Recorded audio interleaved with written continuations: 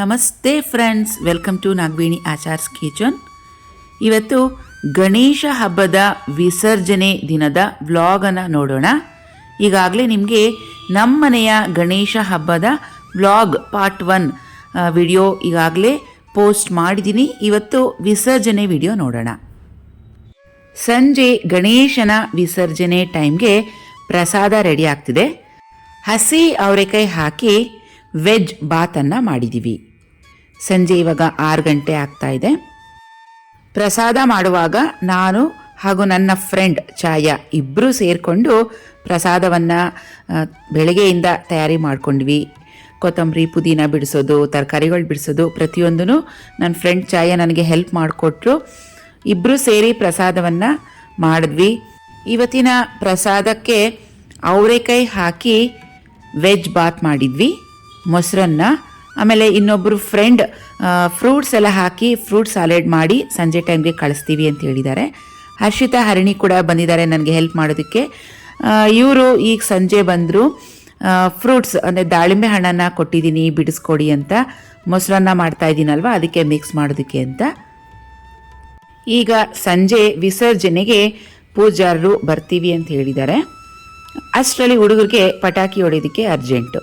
ಅಂದರೆ ಪಟಾಕಿ ಹೆಚ್ಚಾಗಿ ಹೊಡಿಬಾರ್ದು ಅಂತ ಹೇಳಿದ್ವಿ. ಜಾಸ್ತಿ ಪಟಾಕಿಗಳನ್ನು ತಂದಿಟ್ಕೊಂಬಿಟ್ಟಿದ್ರು ಮಕ್ಕಳೆಲ್ಲರೂ ಸೇರಿ.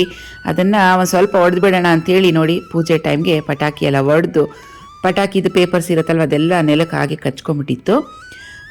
ಸರಿ, ಸಂಜೆ ವಿಸರ್ಜನೆ ಟೈಮ್ಗೆ ಇನ್ನೊಂದು ಸತಿ ಕ್ಲೀನಾಗಿ ಎಲ್ಲ ಕಸ ಗುಡಿಸಿ ನೀರು ಹಾಕಿ ಎಲ್ಲ ವಾಶ್ ಮಾಡಿ ರಂಗೋಲಿ ಹಾಕೋಣ ಅಂಥೇಳಿ ನಾನು ಎಲ್ಲ ಮಕ್ಕಳಿಗೆ ಹೆಲ್ಪ್ ಮಾಡ್ತಾ ಇದ್ದೀನಿ. ಒಳಗಡೆ ಪ್ರಸಾದ ಅರ್ಧ ಕೆಲಸ ಆಗಿದೆ. ಇಲ್ಲಿ ಹೊರಗಡೆನೂ ಸಂಜೆ ಟೈಮ್ ಆಗಿಬಿಡ್ತು ಪೂಜೆಗೆ ಅಲ್ವಾ, ಅಷ್ಟರಲ್ಲೆಲ್ಲ ಕ್ಲೀನ್ ಮಾಡಿಬಿಡೋಣ ಅಂಥೇಳಿ ಎಲ್ಲ ಸೇರಿ ನಾನು ಮಕ್ಕಳು ಎಲ್ಲ ಕ್ಲೀನ್ ಮಾಡ್ತಾ ಇದ್ದೀವಿ.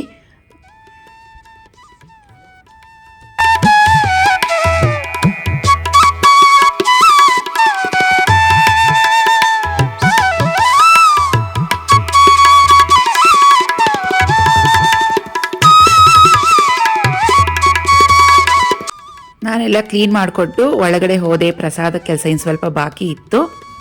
ಈ ಕಡೆ ಹರ್ಷಿತಾ ಹರಿಣಿಗೆ ಹೇಳಿದ್ದೆ ರಂಗೋಲಿ ನಿಮ್ಗೆ ಯಾವುದು ಬರುತ್ತೋ ಅದನ್ನೇ ಹಾಕ್ಕೊಡಿ ಅಂತ. ಅವ್ರು ನಮಗೆ ಚಿಕ್ಕದೇ ಬರುತ್ತೆ ಅಂತ ಹೇಳಿದ್ರು. ಓಕೆ, ಚಿಕ್ಕದೇ ಹಾಕಿ ಸಾಕು ಅಂತ ಹೇಳಿದ್ದೆ.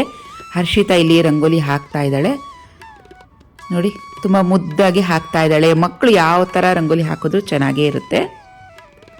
ನಾನಿಲ್ಲಿ ಒಳಗಡೆ ಮೊಸರನ್ನಕ್ಕೆ ಅನ್ನ ಇಟ್ಟಿದ್ದೆ, ಬೇಗ ತಣ್ಣಕ್ಕಾಗಲಿ ಅಂತೇಳಿ. ನೋಡಿ, ಇನ್ನೂ ಪ್ರೆಷರೇ ಬಿಟ್ಟಿಲ್ಲ, ಅಷ್ಟು ಬೇಗ ಅರ್ಜೆಂಟ್ ನನಗೆ. ಪ್ರೆಷರ್ ಕುಕ್ಕರ್ನ ತೊಗೊಂಡೋಗಿ ಟ್ಯಾಪ್ ಕೆಳಗಡೆ ರನ್ನಿಂಗ್ ವಾಟರ್ ಕೆಳಗೆ ಇಟ್ಬಿಟ್ಟಿದ್ದೀನಿ, ಬೇಗ ಪ್ರೆಷರ್ ಬಿಡಲಿ ಅಂತ. ನೋಡಿ, ಈ ಥರ ಎಕ್ಸ್ಪೀರಿಯೆನ್ಸ್ ಇದ್ದರೆ ಮಾಡಿ, ಇಲ್ಲದೇ ಮಾಡಬೇಡಿ. ನನ್ನನ್ನು ಈ ವಿಷಯದಲ್ಲಿ ಫಾಲೋ ಮಾಡಬೇಡಿ. ಪ್ರೆಷರ್ ಏನೋ ರಿಲೀಸ್ ಆಯಿತು, ಮುಚ್ಚಳ ತೆಗೆದು ನೋಡಿ ವೈಟ್ ರೈಸ್ ಎಲ್ಲ ಒಂದು ದೊಡ್ಡ ಪಾತ್ರೆಗೆ ಹಾಕ್ತಾಯಿದ್ದೀನಿ. ಮೊಸರನ್ನ ಮಾಡುವಾಗ ಅನ್ನ ಸ್ವಲ್ಪ ತಣ್ಣಕ್ಕಿದ್ರೆ ಚೆನ್ನಾಗಿರುತ್ತೆ. ನಾನು ಮಧ್ಯಾಹ್ನನೇ ವೈಟ್ ರೈಸ್ ಮಾಡಬೇಕು ಅಂದ್ಕೊಂಡಿದ್ದೆ, ಆದರೆ ಈ ಕಡೆ ಹೊರಗಡೆ ಅವರೆಕಾಯಿ ಬಾತ್ ಮಾಡ್ತಿದ್ವಲ್ವ, ಆ ಗಡಿಬಿಡಿಲಿ ವೈಟ್ ರೈಸ್ ಇಡೋದನ್ನ ಮರೆತುಬಿಟ್ಟಿದ್ದೀನಿ. ಇವಾಗ ನೆನಪಿಸ್ಕೊಂಡು ಬೇಗ ಇಟ್ಟೆ. ಇದೊಂದು ಸ್ವಲ್ಪ ತಣ್ಣಕ್ಕಾಗಬೇಕು, ಫ್ಯಾನ್ ಕೆಳಗಡೆ ಇಟ್ಬಿಡ್ತೀನಿ.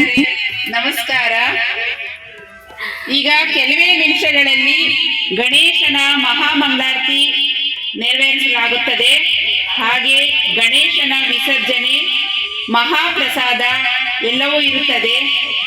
ಯಾರೆಲ್ಲ ಗಣೇಶನಿಗೆ ಪೂಜೆ ಮಾಡಿಸ್ಬೇಕು ಅಂತ ಅನ್ಕೊಂಡಿದ್ದೀರೋ ಪೂಜೆ ಮಾಡಿಸ್ಬೋದು. ಹಾಗೆ ಪ್ರಸಾದವನ್ನ ಸ್ವೀಕರಿಸಿ. ಕೆಲವೇ ನಿಮಿಷಗಳಲ್ಲಿ ಮಹಾಮಂಗಳಾರತಿ ಶುರುವಾಗುತ್ತೆ.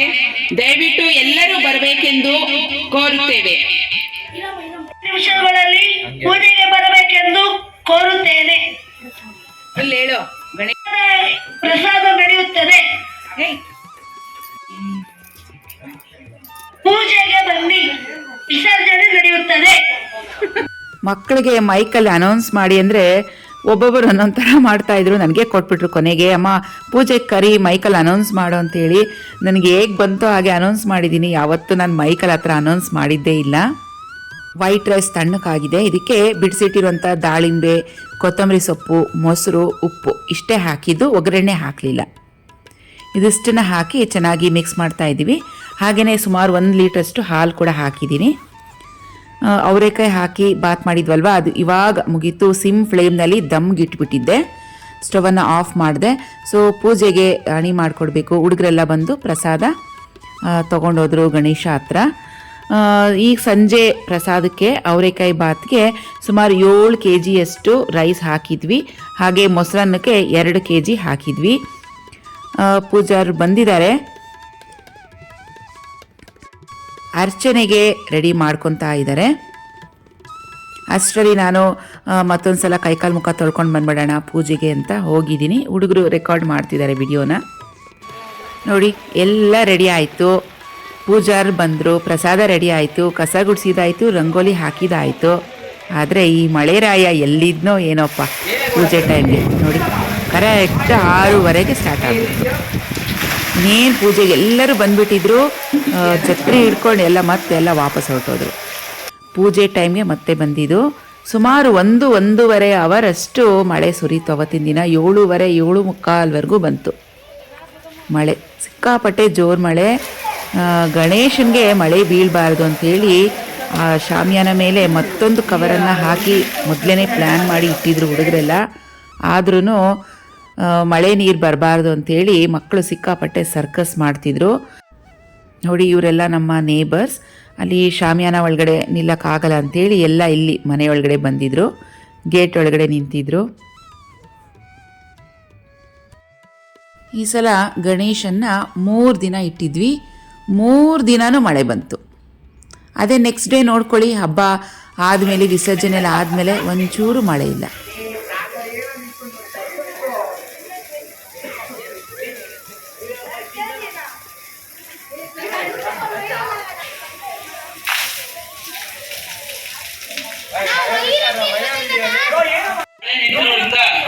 ತಮ್ಮ ಛತ್ರಿಗಳನ್ನು ಕೊಡೆಗಳನ್ನು ಜೊತೆಯಲ್ಲಿ ತೆಗೆದುಕೊಂಡು ಬರಬೇಕಾಗಿ ಇನ್ನೇನು ಕೆಲವೇ ಕ್ಷಣಗಳಲ್ಲಿ ಮಹಾಮಂಗಳಾರತಿ ಕೃಪೆಗೆ ಪಾತ್ರರಾಗಬೇಕಾಗಿ ವಿನಂತಿ. ನಮ್ಮ ಬಡಾವಣೆಯಲ್ಲಿ 3 ದಿನ ಗಣೇಶನ ಇಟ್ಟು ಅವ್ರವ್ರ ಮನೆಯಲ್ಲಿ ಪೂಜೆ ಮಾಡಿರ್ತಾರಲ್ವ, ಆ ಗಣೇಶನ ಎಲ್ಲರೂ ತಂದು ದೊಡ್ಡ ಗಣೇಶ ಹತ್ರ ಇಡೋದಕ್ಕೆ ಪೂಜಾರು ಮೈಕಲ್ಲಿ ಅನೌನ್ಸ್ ಮಾಡಿದ್ರು. ಅವ್ರವ್ರ ಮನೆಯಿಂದ ಎಲ್ಲರೂ ಗಣೇಶನ ತಂದು ದೊಡ್ಡ ಗಣೇಶ ಹತ್ರ ಇಟ್ಟರು. ಎಲ್ಲ ಗಣೇಶಗೂ ಸೇರಿ ಒಟ್ಟಿಗೆ ಪೂಜಾರು ಇನ್ನೊಂದು ಸಲ ಪೂಜೆ ಮಾಡಿದ್ರು. ಇದು ನಮ್ಮನೆ ಗಣೇಶ ಈ ಬಾರಿ ತಂದಿದ್ದು. ಮತ್ತಿವಾಗ ಪ್ರತಿಯೊಬ್ಬರಿಗೂ ಅರ್ಚನೆಯನ್ನ ಮಾಡಿಸ್ತಾ ಇದ್ದಾರೆ.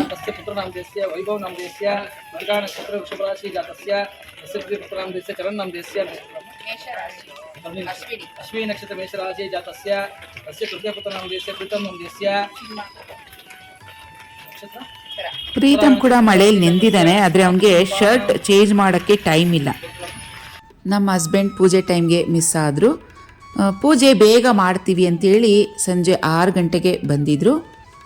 ಬೇರೆ ಏನೋ ಅರ್ಜೆಂಟ್ ಕೆಲಸ ಇದೆ ಅಂಥೇಳಿ ಮಳೆಯಲ್ಲೇ ಮತ್ತೆ ರೈನ್ಕೋಟ್ ಹಾಕ್ಕೊಂಡು ಹೋದರು. ಮಳೆ ನಿಂತಾದಮೇಲೆ ಪೂಜೆ ಸ್ಟಾರ್ಟ್ ಆಗೋ ಟೈಮ್ಗೆ ಬರ್ತೀನಿ ಅಂತ ಹೇಳಿದರು. ಅವ್ರು ಬರೋ ಟೈಮ್ಗೆ ಪೂಜೆ ಆಗೋಗಿತ್ತು, ಪ್ರಸಾದ ಹಂಚಿದ್ದು ಆಗೋಗಿತ್ತು. 8:30 ಅಷ್ಟೊತ್ತಿಗೆ ಬಂದರು. ಅಂದರೆ ಅವ್ರು ಹೇಳೋದು ಮೊದಲನೇ ದಿನದ ಪೂಜೆಗಿದ್ನಲ್ಲ ಪರವಾಗಿಲ್ಲ ಅಂತ ಹೇಳಿದ್ರು. ನಮ್ಮ ಬಡಾವಣೆಯಲ್ಲಿ ಯಾರ್ಯಾರು ಇದ್ದರೋ ಪ್ರತಿಯೊಬ್ಬರು ಬಂದರು. ಅವರವರ ಫ್ಯಾಮಿಲಿ ಮೆಂಬರ್ಸ್ ಹೆಸರು ಹೇಳಿ ಸಂಕಲ್ಪ ಮಾಡಿಕೊಂಡು ಅರ್ಚನೆ ಮಾಡಿಸಿದ್ರು. ಪೂಜೆ ಅಂತೂ ತುಂಬ ಚೆನ್ನಾಗಿ ಮಾಡಿದ್ರು. ಸಂಜೆ ಟೈಮ್ಗೆ ಪೂಜಾರು ಎಲ್ಲ ಪ್ರತಿಯೊಂದು ಶಾಸ್ತ್ರೋಕ್ತವಾಗಿ ಮಾಡಿಸಿದ್ವಿ ಪೂಜೆನ. ನೋಡಿ ಇಲ್ಲಿ ಮಕ್ಳಿಗೂ ರಾಶಿ ನಕ್ಷತ್ರ ಕೇಳ್ತಾ ಇದ್ದಾರೆ. ಮಕ್ಳಿಗೆ ಗೊತ್ತಿಲ್ಲ, ಬರೀ ಅವ್ರವ್ರ ಹೆಸರು ಹೇಳಿದ್ರು. ಕೆಲವು ಮಕ್ಕಳು ಹೇಳಿದ್ರು. ಇವತ್ತು 3ನೇ ದಿನ, ಗಣೇಶನ ವಿಸರ್ಜನೆ ದಿನ. ಸಂಜೆ ಬೇಗನೆ ಪೂಜೆ ಮಾಡಿಸೋಣ, ವಿಸರ್ಜನೆ ಕೆಲಸ ಎಲ್ಲ ಬೇಗ ಮುಗಿಸೋಣ, ಯಾಕಂದರೆ ಮಳೆ ಬಂದುಬಿಟ್ರೆ ಮಕ್ಕಳಿಗೆಲ್ಲ ತೊಂದರೆ ಆಗುತ್ತೆ ಅಂತ ಎಲ್ಲ ಪ್ಲ್ಯಾನ್ ಮಾಡಿದ್ವಿ. ಆದ್ರೂ ಇವತ್ತು ಪೂಜಾರು ಬರೋದು ಲೇಟ್ ಆಯಿತು. 5 ಗಂಟೆಗೆ ಬರಬೇಕಾಗಿರೋರು ಸಂಜೆ 6 ಗಂಟೆಗೆ ಬಂದರು. ಅಂದರೆ 1 ಅವರ್ ಲೇಟಾಗಿ ಬಂದರು. ಅವ್ರು ಬರೋ ಟೈಮ್ಗೆ ಎಲ್ಲನೂ ರೆಡಿ ಇತ್ತು, ಆದರೆ ಮಳೆಯಿಂದ ವಿಳಂಬ ಆಯಿತು. ಸೊ ಹಾಗಾಗಿ ಯಾವ ಟೈಮ್ಗೆ ಏನು ಆಗಬೇಕು ಅಂತ ಇದೆಲ್ಲ ನಮ್ಮ ಕೈಯಲ್ಲಿಲ್ಲ, ಇದೆಲ್ಲ ದೇವರ ನಿರ್ಣಯ. ಗಣೇಶನಿಗೆ ಯಾವ ಟೈಮಲ್ಲಿ ವಿಸರ್ಜನೆ ಮಾಡಿಸ್ಕೋಬೇಕು ಅಂತ ಆಸೆ ಇತ್ತು ಆ ಟೈಮ್ಗೆ ಆಯಿತು. ಅಂದರೆ ಗಣೇಶನಿಗೂ ನಮ್ಮ ಮಕ್ಕಳ ಜೊತೆಗೆ ಇನ್ನೂ ಸ್ವಲ್ಪ ಹೊತ್ತು ಆಡ್ಕೊಂಡಿರಬೇಕು ಅಂತ ಆಸೆಯಾಗಿತ್ತು ಅನಿಸುತ್ತೆ. ಈ ರೀತಿಯಾಗಿ ಗಣೇಶನ ವಿಸರ್ಜನೆ ಲೇಟ್ ಆಯಿತು ಇವತ್ತು. ಮಕ್ಕಳು ಸಂಜೆ ಎಲ್ಲ ಗಣೇಶನ ಮುಂದೆ ಗೇಮ್ಸ್ ಆಡೋದಾಗಲಿ ಇಲ್ಲ ಡ್ಯಾನ್ಸ್ ಮಾಡೋದು ಪ್ರತಿಯೊಂದು ಮಾಡ್ತಾಯಿದ್ರು. ಗಣೇಶನಿಗೆ ತುಂಬ ಇಷ್ಟ ಆಯಿತು ಅನಿಸುತ್ತೆ. 2 ಸಲ ಗಣೇಶನ ಹೂ ಪ್ರಸಾದ ಆಯ್ತಂತೆ. ಮಕ್ಕಳು ಅದಕ್ಕೆ ಎಷ್ಟು ಖುಷಿ ಆಯಿತು ಅಂದರೆ ಮಕ್ಕಳಿಗೆ ಬಂದು ಹೇಳ್ತಿದ್ರು, ಆಂಟಿ ಗಣೇಶನಿಂದ ದೊಡ್ಡ ಹೂವಿನಾರನೇ ಬಿತ್ತು, ನಮಗೆ ಪ್ರಸಾದ ಆಯಿತು ಗಣೇಶನಿಗೆ ಅಂತ. ಇನ್ನೊಂದು ಸಲ ಬಂದರು, ಗೌರಿಯಿಂದ ನಮಗೆ ಹೂ ಬಿತ್ತು, ಹೂ ಪ್ರಸಾದ ಆಯಿತು ಅಂಥೇಳಿ. ಅಂದರೆ ಮಕ್ಕಳಿಗೆ ಏನೋ ಒಂದು ಖುಷಿ ಆಗ್ತಿತ್ತು. ನಾವು ಮಾಡಿರೋಂಥ ದೇವ್ರ ಪೂಜೆ ಏನಿದೆ ಅದು ದೇವ್ರಿಗೆ ಗಣೇಶನಿಗೆ ತುಂಬ ಇಷ್ಟ ಆಗಿಬಿಟ್ಟಿದೆ ಅಂತ ಹೇಳಿ ಮಕ್ಕಳೆಲ್ಲ ತುಂಬ ಖುಷಿಯಿಂದ ಆಟಾಡ್ತಾಯಿದ್ರು. ಇದರಲ್ಲೇ ಗೊತ್ತಾಗತ್ತೆ ಮಕ್ಕಳು ನೋಡಿ ಎಷ್ಟು ಮುಗ್ಧರು ಅಂತ. ಮಕ್ಕಳ ಮನಸ್ಸಲ್ಲಿ ಯಾವುದೇ ರೀತಿಯಾದ ಕಲ್ಮಶ ಇರೋದಿಲ್ಲ, ಭೇದ ಭಾವ ಇರೋದಿಲ್ಲ. ಎಲ್ಲ ಸೇರಿ ಎಷ್ಟು ಚೆನ್ನಾಗಿ ಒಗ್ಗಟ್ಟಾಗಿ ಪೂಜೆ ಮಾಡಿದ್ರು, ಹಾಗೆಯೇ ಒಗ್ಗಟ್ಟಾಗಿ ವಿಸರ್ಜನೆ ಕೂಡ ಮಾಡಿದ್ರು.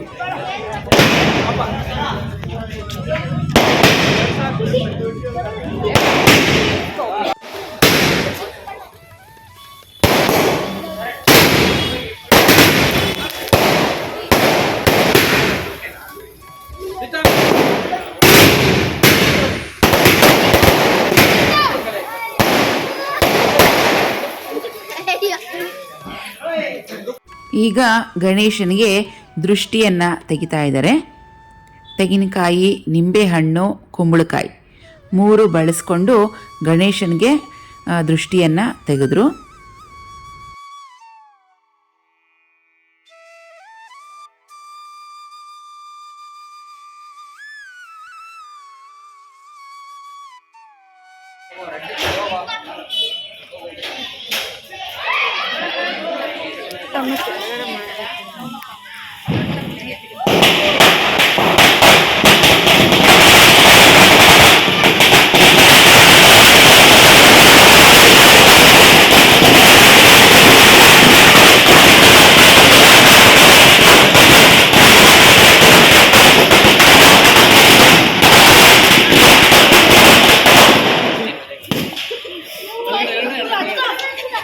ಈಗ ಪ್ರಸಾದ ಹಂಚೋದಕ್ಕೆ ಹೇಳಿದ್ರು.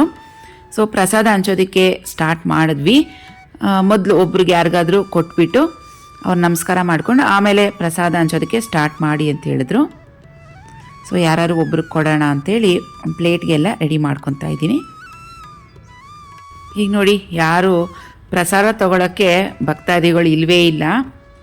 7 kg ಬೇರೆ ಹಾಕ್ಬಿಟ್ಟಿದ್ದೀವಲ್ವಾ, ಜೊತೆಗೆ ಮೊಸರನ್ನ ಬೇರೆ 2 kg, ಮತ್ತು ಉಳಿದೋದ್ರೆ ಏನಪ್ಪ ಮಾಡೋದು ಅಂತ ಬೇರೆ ಸ್ಟಾರ್ಟಿಂಗಲ್ಲಿ ಟೆನ್ಷನ್ ಆಗಿತ್ತು ನಮಗೆ.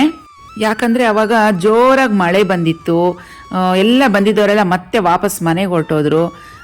ಮಳೆ ನಿಂತ ಮೇಲೆ ಪೂಜೆ ಟೈಮ್ಗೆ ಸ್ವಲ್ಪ ಜನ ಬಂದರು, ಅದಾದಮೇಲೆ ಇನ್ನೂ ಬಂದಿರಲಿಲ್ಲ. ಸೊ ಹಾಗಾಗಿ ಸರಿ ಹಂಚೋ ಸ್ಟಾರ್ಟ್ ಮಾಡೋಣ ಅಂಥೇಳಿ ಹಂಚೋದಕ್ಕೆ ಸ್ಟಾರ್ಟ್ ಮಾಡಿದ್ವಿ. ಇನ್ನೂ ಸಣ್ಣಕ್ಕೆ ಮಳೆ ಬರ್ತಾನೆ ಇತ್ತು.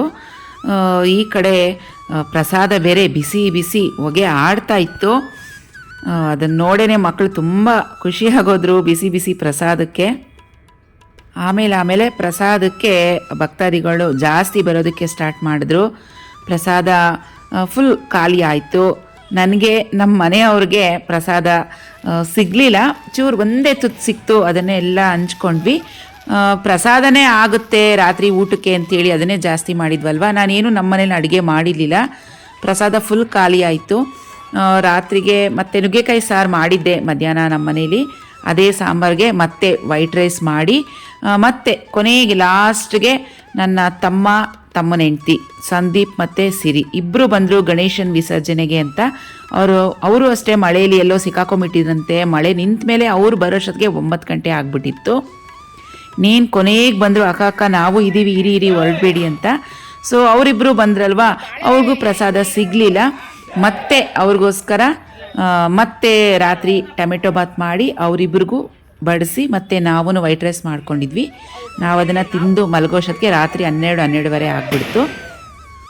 ಮಕ್ಕಳೆಲ್ಲ ಗಣೇಶನ ವಿಸರ್ಜನೆಗೆ ಎಲ್ಲ ರೆಡಿ ಮಾಡ್ಕೊತಾ ಇದ್ದಾರೆ. ನಮ್ಮ ಪ್ರೀತಮ್ ವಿಸರ್ಜನೆ ಟೈಮ್ಗೆ ಸ್ವಲ್ಪ ಡಲ್ ಆಗಿದ್ದ. ಯಾಕಂದರೆ ಈ ಗಣೇಶ ಹಬ್ಬಕ್ಕೆ ಮೇನ್ ಅವನೇ ಕಾರಣ, ಅವನೇ ಸ್ಟಾರ್ಟ್ ಮಾಡಿದ್ದು ಈ ಥರ ಗಣೇಶ ಹಬ್ಬ ಮಾಡಬೇಕು ಅಂತ. ಮೊದಲೆಲ್ಲ ನಮ್ಮ ದೊಡ್ಡ ಮಗ ವೈಭವ್ ಮಾಡ್ತಿದ್ದ. ಅವನು ಕಾಲೇಜಲ್ಲಿ ಸೇರ್ಕೊಂಡ್ಮೇಲೆ ಕಾಲೇಜ್ ಸ್ಟಡೀಸಲ್ಲಿ ಬ್ಯುಸಿ ಆಗಿಬಿಟ್ಟ.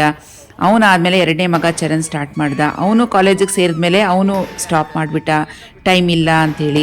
ಮತ್ತು ಈಗ ಪ್ರೀತಮ್ 8th ಸ್ಟ್ಯಾಂಡರ್ಡ್ ಓದ್ತಿದ್ದಾನೆ. ನಾನು ಮಾಡ್ತೀನಿ, ಅವರಿಬ್ಬರು ನಡ್ಸ್ಕೊಂಬಂದಿರೋದನ್ನ ನಾನು ಕಂಟಿನ್ಯೂ ಮಾಡ್ತೀನಿ ಅಂಥೇಳಿ ಈ ವರ್ಷ ಅವನು ಸ್ಟಾರ್ಟ್ ಮಾಡ್ದ.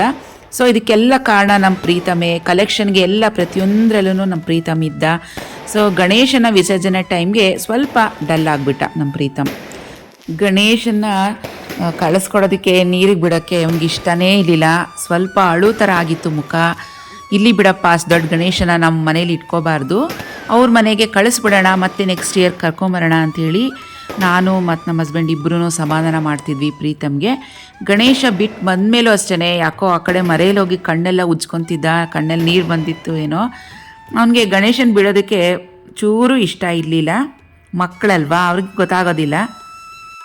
ಮಕ್ಕಳಲ್ಲಿ ಗಣೇಶ ಇಡುವಾಗ ಎಷ್ಟು ಒಗ್ಗಟ್ಟಿತ್ತೋ ಗಣೇಶನ ವಿಸರ್ಜನೆ ಆಗೋವರೆಗೂ ಅಷ್ಟೇ ಒಗ್ಗಟ್ಟಿತ್ತು. ಇದನ್ನು ನೋಡಿ ನಮಗೆಲ್ಲ ತುಂಬಾ ಖುಷಿ ಆಯಿತು.